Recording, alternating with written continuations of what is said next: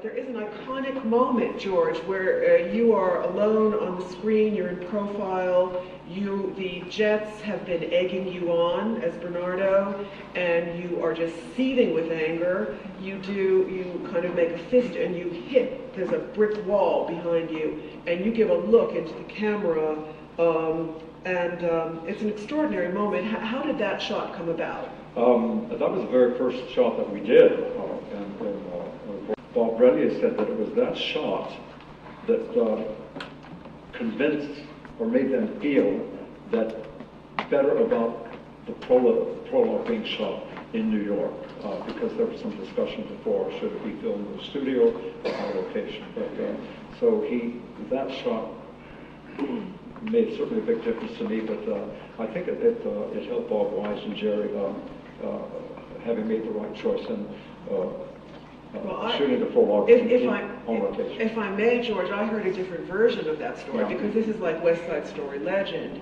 that in the rushes, when the rushes were showed of George doing that moment, that people turned to each other and a key person said, "Now we have a movie."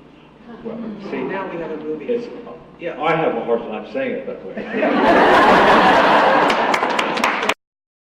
Very soon thereafter, you're now in dance mode, and you kind of burst forth in an incredible, iconic moment in American cinema, I think, when you and the two male dancers behind you come into this playground and you burst open into what the dance world calls a second position, or a développé in the second position, a big leg kick. It's a very iconic pose that George is known for. Well, what does that pose tell you about your character of Bernardo?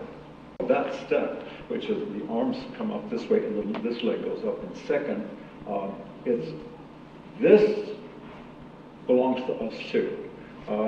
We own this as much as you do. We have a right to be here. That's, I think, what